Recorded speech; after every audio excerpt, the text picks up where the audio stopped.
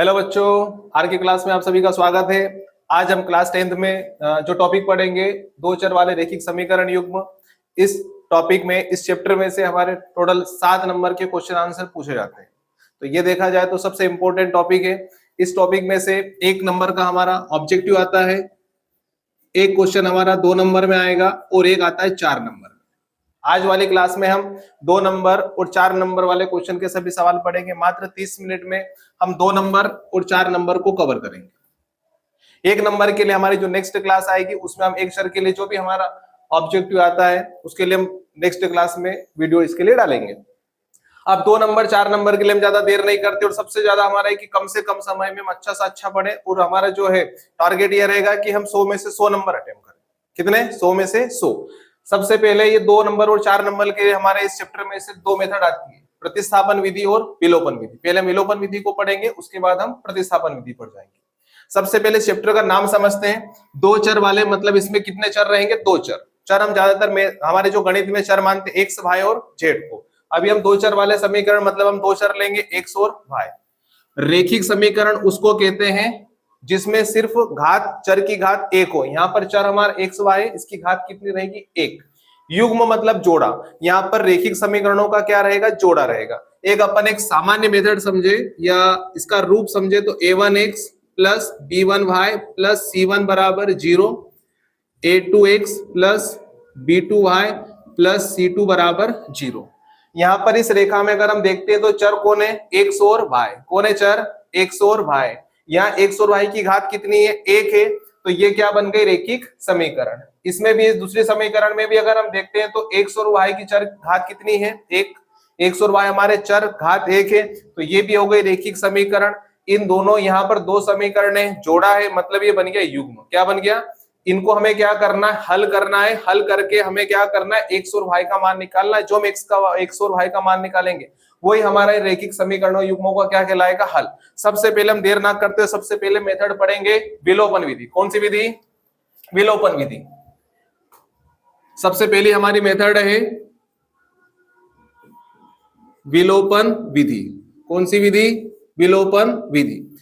इस विधि में भी हम क्या करेंगे? 2 रेखिक समीकरण हमारे पास रहेगी, दोनों को हल करके एक्स और वाई के मान निकालना है। मैं जो सवाल करा रहा हूं वो इंपॉर्टेंट सवाल है, उनमें से हमारा मेन एग्जाम में 2 नंबर का सवाल और 4 नंबर का सवाल बनेगा। ठीक है, तो आप पूरा वीडियो आखिरी तक देखें। एक्स प्लस वाई बराबर 14, एक्स माइनस वाई बराबर 4। ठीक है, ये आपका सवाल दे दिया। सवाल इस तरीके से आएगा कि इन समीकरणों को हल करो। क्या आएगा? समीकरणों को हल करो, या लिखा हुआ आ जाएगा कि विलोपन विधि से हल करो। ठीक है, तो सबसे पहला काम क्या है? जैसे हमने उस सवाल में लिखा कि सबसे पहले इनको नाम दे दें कि समीकरण नंबर 1 और 2। फिर हम लिखेंगे किससे? समीकरण 1 व 2 से। तो वापस हमने समीकरण 1 को लिखा, एक्स प्लस वाई बराबर 14, एक्स माइनस वाई बराबर 4। ये मैंने इसको इस तरीके से लाइन को खींचा, ये प्लस का वाई और ये माइनस का वाई, फिर ऐसा का ऐसा कैंसिल हो गया। एक्स और एक्स कितने एक्स? 2x। ये दोनों प्लस के जोड़ दे, 14 और 4 18। यहाँ 2 गुणे में इधर जाएगा तो 18 के बटे में 2 से 18 कैंसिल हो जाएगा। 2 1 कम 2, 2 नमा की 18, 9 बटे 1 मतलब कितना? 9। ये किसका मान आ गया? एक्स का। एक्स का मान कहाँ रखे? या तो आप समीकरण 1 में भी रख सकते हो या 2 में। तो मैंने एक्स का मान कहाँ रखा? समीकरण 1 में रखने पर। समीकरण 1 में रखने पर तो x प्लस वाई बराबर 14 है। ठीक है, तो मैंने x के स्थान पर यहाँ कितना रख दिया? ये 9 पुट कर दिया।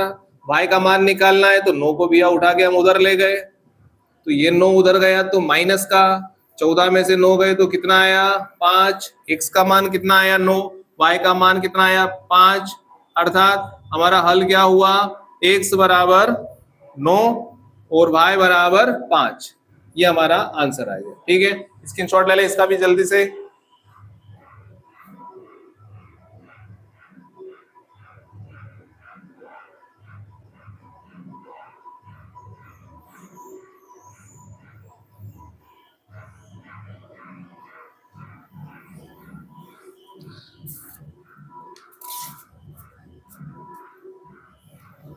ठीक है, अब हम आगे बढ़ते हैं। इसी विलोपन विधि में अभी जो मैंने आप लोगों को 2 सवाल कराए, ये सवाल आपका किस नंबर के लिए? ये 2 नंबर के लिए। कितने नंबर के लिए? 2 नंबर के लिए। अब हम चलते हैं इसी विलोपन विधि में 4 नंबर के लिए। कितने नंबर के लिए? तो 4 नंबर का सवाल किस तरीके से पूछता है वो, जैसे एक सवाल में बोर्ड पे लिख रहा हूं कि x प्लस वाई बराबर 5 और एक और इक्वेशन है 2x माइनस 3y बराबर 4। x प्लस वाई बराबर 5, 2x माइनस 3y बराबर 4। अब इनको भी किससे हल करना है? विलोपन विधि से। मैंने वैसे ही लिखा, इसको इक्वेशन नंबर फर्स्ट, इसको दिया इक्वेशन नंबर सेकंड, समीकरण 1 और 2। फिर वही लिखा मैंने, क्या जैसे पहले लिखा था, समीकरण 1 व किससे 2 से। ये लिखा मैंने समीकरण नंबर 1 को x प्लस वाई बराबर 5, 2 को लिखा 2x माइनस 3y बराबर 4। अब समस्या ये आ गई हमारे कि अभी वाले सवाल में क्या था, पहले y से y कैंसिल हो रहा था।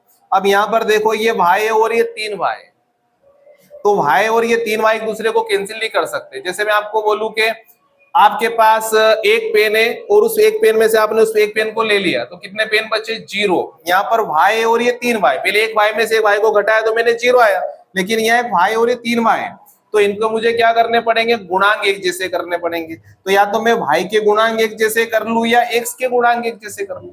तो मैं ये सोचूंगा कि अपन y के क्यों करें, जो आगे x है ना, इसके गुणांक अपन क्या कर लेते हैं? एक जैसे। गुणांक का मतलब होता है इनके साथ जो गुणे में होता है।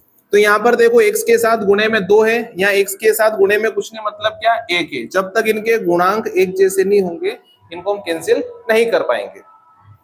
तो मैंने क्या करा कि देखो यहाँ x का गुणांक 1 है और यहाँ 2 है ना, तो मैंने क्या करा, ऐसा कोष्टक लगाया, इसका गुणांक 2 है तो यहाँ 2 का गुणा, और इसका गुणांक 1 है तो यहाँ 1 का गुणा कर दिया।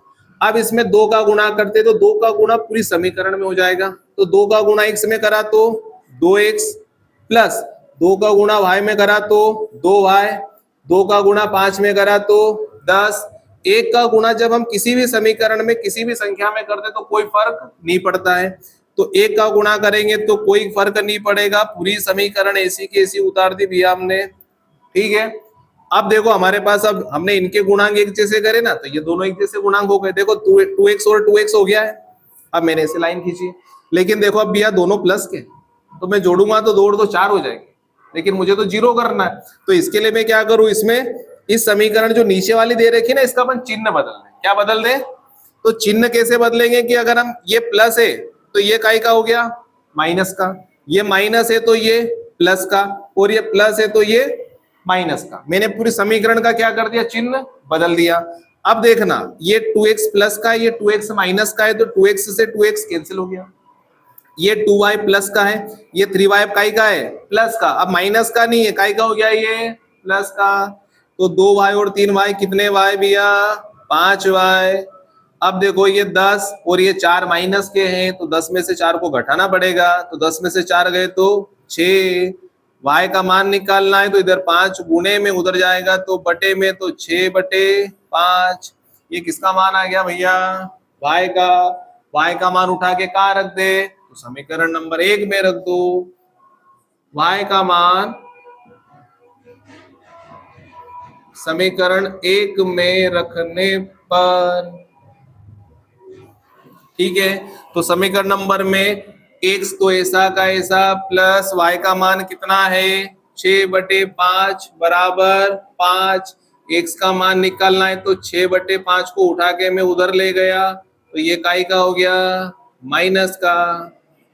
अब देखो, एक संख्या के बटे 5 है और एक के बटे कुछ भी नहीं है, तो जब एक के बटे है और एक के बटे नहीं है, तो आप जो भी जिसके बटे है वो ऐसा का ऐसा एलसीएम आ जाता है।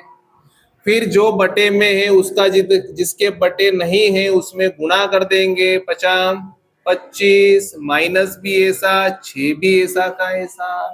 समझ गए? अगर एक संख्या के बटे कुछ भी नहीं है और एक संख्या के बटे है, तो वो बटा वाला आ जाएगा आपका एलसीएम। जैसे ही वो एलसीएम आया, आपको क्या करना है? इस बटे वाले का जिसके बटे नहीं है उसमें गुणा करना है। 50 25 माइनस 6, 25 में से 6 गया तो 19/5। ये हमारा क्या आ गया? x का मान, अर्थात हमारा हल क्या हुआ? x बराबर 19/5 और y का मान क्या हो गया 6/5। ठीक है, लो स्क्रीनशॉट इसका भी।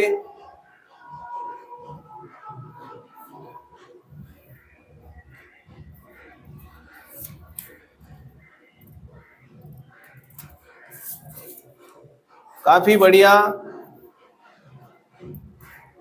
चैप्टर है ये।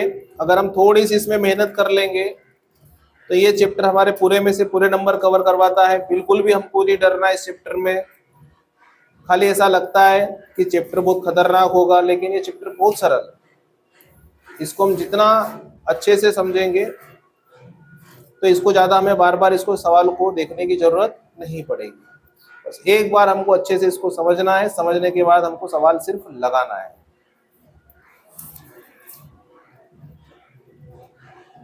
ठीक है, अब ये हो गई हमारी विलोपन विधि।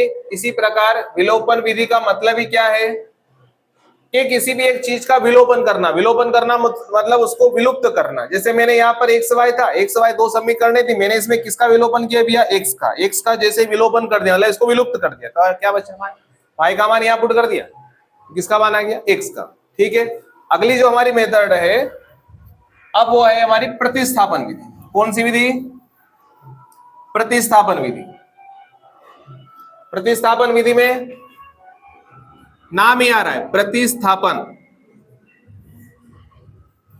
प्रतिस्थापन मतलब विस्थापन, एक जगह से दूसरी जगह किसी वस्तु को क्या करना, प्रतिस्थापित करना। एक स्थान से किसी वस्तु को दूसरी जगह क्या करना, प्रतिस्थापित करना। तो यहाँ हमारे पास तो वस्तु है नहीं, हमारे पास तो सिर्फ कौन है, चर है। तो हम क्या करेंगे, इसमें एक चर से मान निकालकर उसका मान किसी दूसरे समीकरण में जाके रख देंगे। एक समीकरण से चर का मान निकाला, दूसरे समीकरण में जाके रख दिया। ठीक है, इसके लिए वे अपन वही सवाल उठाते जो अभी हम लोगों ने करा था, x + y = 14 और x - y = 4। अगर सवाल में परीक्षा में कुछ भी लिखा हुआ नहीं आता है तो आपकी इच्छा होता प्रतिस्थापन से कर सकते हैं, आपका मन होता विलोपन से कर सकते हैं। लेकिन जब स्पेशली वो लिख के दे कि इन दोनों समीकरणों को आप प्रतिस्थापन विधि से हल करो तो प्रतिस्थापन से करना पड़ेगा। आपको बोले विलोपन विधि से हल करो तो विलोपन से करना पड़ेगा। ठीक है, अभी जैसे मैंने सवाल लिखा, किससे हल करूंगा भैया इसको मैं, प्रतिस्थापन विधि से।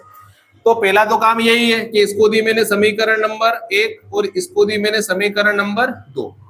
अब हम क्या करेंगे, किसी भी एक समीकरण से मान निकालेंगे।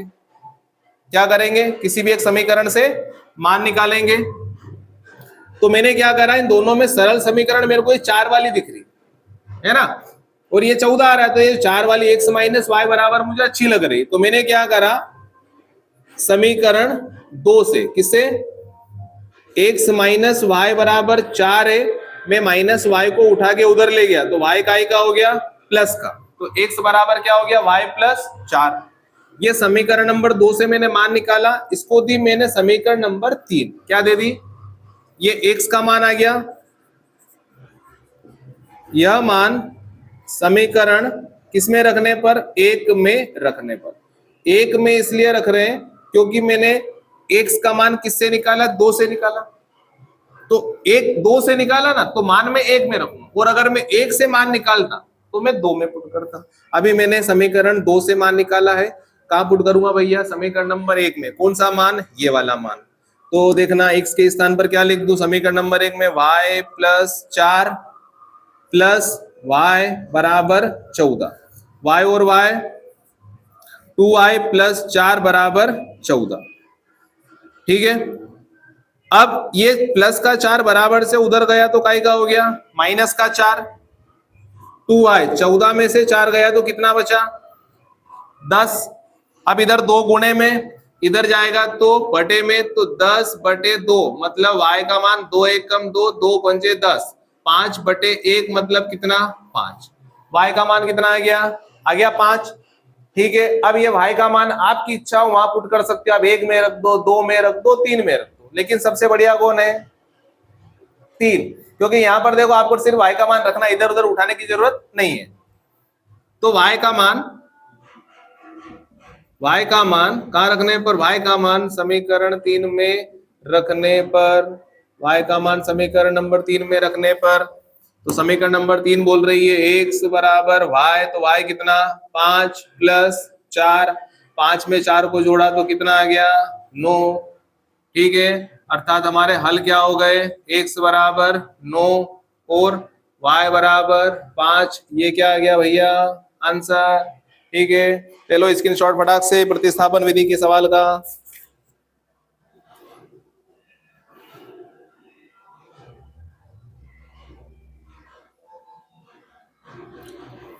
ठीक है, अब प्रतिस्थापन विधि का अगला सवाल हम लेते हैं। प्रतिस्थापन विधि का अगला सवाल, ये सवाल जो मैं करवा रहा हूं, अभी जो अगला सवाल करवा रहा हूं ये 4 नंबर के लिए रहेगा, अभी जो मैंने करवाया था वो 2 नंबर के लिए। ठीक है, 4 नंबर का सवाल भी इजी रहता है, थोड़ा सा उसको समझना है, परीक्षा में लिखा हुआ विशेषकर वैसे आता नहीं है, अगर आ जाए तो हम उस मेथड का उपयोग करके कर लेंगे। जैसे मैं सवाल लिख रहा हूं अगला, 3x minus 5y, 3x minus 5y minus 4 equal 0, 3x minus 4 equal 0, और एक और जो समीकरण दे रखी है वो है हमारी 9x equal 2y plus 7, 9x equal 2y plus 7। इसको हमें किससे हल करना है, प्रतिस्थापन विधि से। तो सबसे पहला काम क्या है कि जैसे जो समीकरण है हम क्या करते हैं, एक्स वाई को एक तरफ रखते हैं, और ये जो कांस्टेंट है जो बिना एक्स वाई वाला उसको बराबर से उठा के हम उधर ले जाए, क्योंकि अभी तक हमने जितने भी हल करे सभी समीकरणों में इसी प्रकार से था। तो मैंने क्या लिखा, अब जो पहली जो इक्वेशन है 3x माइनस 5y, ये माइनस का 4 उधर गया तो काय का हो गया प्लस का। ठीक है, ये हो गई इक्वेशन नंबर फर्स्ट। अब इसको जरा देखें तो ये जो 2y इसको उठा के अगर मैं इधर ले आऊं तो ये काय का हो जाएगा माइनस का, बराबर के उधर कौन बचा 7, इसको दी मैंने इक्वेशन नंबर क्या 7। क्लियर है, अब हमारा सवाल बन गया, तैयार हो गया, किसके लिए, प्रतिस्थापन विधि के लिए। अब हम चाहे तो समीकरण 1 और 2 में से हम किसी का भी मान निकाल सकते हैं। ठीक है, तो अब इस सवाल में जैसे मैं क्या ले लूं, समीकरण 1 ले लूं, क्या ले लूं, समीकरण 1, समीकरण 1 से मैं x का मान निकाल लूं। तो मैंने क्या करा, ये जो 3x है इसको तो इधर ही रहने दिया, और ये 5y जो माइनस का है इसको बराबर से उठा के उधर ले गया तो ये प्लस का हो गया। ये 4 पहले से काय का है प्लस का, इधर 3 गुणे में है, उधर जाएगा तो बटे में, तो 5y प्लस 4 बटे कितना 3, या गई इक्वेशन नंबर 3 जैसा हम लोगों ने पहले करा था। ठीक है, ये सवाल परीक्षा में 4 नंबर के लेवल का है। ठीक है, तो थोड़ा सा इसको ध्यान से समझना। मैंने किसी एक समीकरण से किसका मान निकाला बेटा, x का मान निकाला। कहां से निकाला, तो समीकरण नंबर 1 से। अब इसको मैं कहां पुट करूं, समीकरण नंबर 2 में, कहां पर रखूं, तो मैं लिखूंगा कि समीकरण 3 से 2 में मान रखने पर, तो समीकरण 2 क्या कह रही है 9, और x के स्थान पर क्या लिखा मैंने, ये आपका 5y प्लस 4 और बटे कौन 3, फिर माइनस 2y बराबर कौन 7। देखो ये 3 है, 3 एक कम 3, 3 तरी 9, क्या बचा 3 कोष्टक में 5y प्लस 4 माइनस का 2y बराबर के उधर कौन 7।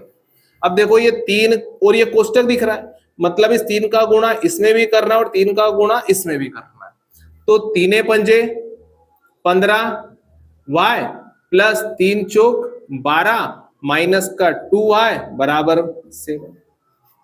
ठीक है, अब देखो ये 15y प्लस का है, 2y माइनस का है, तो एक संख्या प्लस की है एक संख्या माइनस की, तो आपको घटाना है। तो 15 में से 2y गए तो 13y, बड़ी संख्या प्लस की है तो 13y प्लस के आएंगे। ठीक है, और इस 12 को मैं उठा के बराबर से उधर ले जाऊं, क्योंकि मुझे y y एक तरफ चर एक तरफ करना और जो अचर है उसको उधर ले गए। अब 13y, अब 7 में से 12 तो नहीं जाएंगे, 12 में से 7 को घटाया तो 5, बड़ी संख्या माइनस की है तो माइनस का, y का मान निकालना है बेटा, तो 13 इधर गुणे में, इसको उधर तो हमें पहुंचाना ही पड़ेगा, इधर गुणे में उधर जाएगा तो बटे में। ये किसका मान आ गया, y का मान। ठीक है, y का मान कहाँ रखें, बोलो बोलो बोलो, मान किससे निकाला मैंने, 1 से निकाला ना, तो कहाँ रखूंगा भैया, 2 में। अरे ये मान कहां से निकाला मैंने, x का किससे निकाला, 2 से। ठीक है, हम कहीं भी रख सकते हैं, सॉरी कहां रख सकते हैं, 1 में भी रख सकते हैं, 2 में भी रख सकते हैं, 3 में भी रख सकते हैं। तो मैंने भी कहा बोला कि मान रखना आसान कहाँ है, 3 में, लेकिन ये बटे वाली आ रही है, तो एक काम करते हैं हम, कहां रखते हैं भैया, इसको 1 में रखो, हटाओ, कहां रखो, y का मान समीकरण 1 में रखो, सबसे बढ़िया, कहां रखो, हाँ क्या है, 3x -5, और y का मान क्या है, -5/13। ठीक है, 3x -5, y का मान -5/13 बराबर के इधर कौन, 4। 3x माइनस माइनस प्लस 25/13 बराबर के इधर कौन, 4। हमें x का मान निकालना है, तो x वाले को इधर रखो, बाकी सबको उठा के उधर ले जाओ, तो 25/13 को उठा के उधर ले गए, तो ये हो गया माइनस का। अब वही वाली बात है कि इसके बटे 13, इसके बटे कुछ नहीं है, मतलब एलसीएम आ जाएगा 13, इसके बटे कुछ नहीं है, तो 13 का इसमें गुणा कर देंगे, 13 चौक 52 -25, घटाते हैं तो 12 में से 5 गए, तो 12 में से 5 गए तो 7, यहाँ बचा कितना, 4, 4 में से 2 गया तो 2/13, इधर 3 गुणे में इधर जाएगा तो बटे में 27/13, और ये 3 गुणे में चला गया। ठीक है, अब 3 से इसको हम काट सकते हैं, 3 एकम 3, 3 नमा 27, तो x बराबर कितना आ गया, 9/13। लास्ट में हम क्या लिख देंगे कि अर्थात इस समीकरणों के हल क्या होगा, x बराबर 9/13 और y बराबर -5/13। ये मैंने दो सवाल आप लोगों को प्रतिस्थापन के करा दिए, विलोपन के करा दिए। इसके 1-2 सवाल आप जो भी इंपॉर्टेंट वैसे मैंने करा दिए हैं। फिर भी अगर आपको ऐसा लगे तो आप 1-2 एक्स्ट्रा ऐसे प्रैक्टिस के लिए आप घर पे आराम से कर सकते हैं। ये प्रतिस्थापन विलोपन मैंने करवा दिया है। नेक्स्ट क्लास हम इसमें जो इबारत वाले सवाल है उन सवाल को करेंगे, फिर इसमें से 1 नंबर का हमारा जो ऑब्जेक्टिव आता है वो करेंगे। इस प्रकार से हमारा चैप्टर समाप्त हो जाएगा। अच्छा चैप्टर है, अच्छे से मेहनत करें। और अगर आपको मेरा वीडियो अच्छा लगे तो आप चैनल को, जो हमारे वीडियो को है, सब्सक्राइब करें और शेयर करें। ठीक है, टाटा बाय बाय।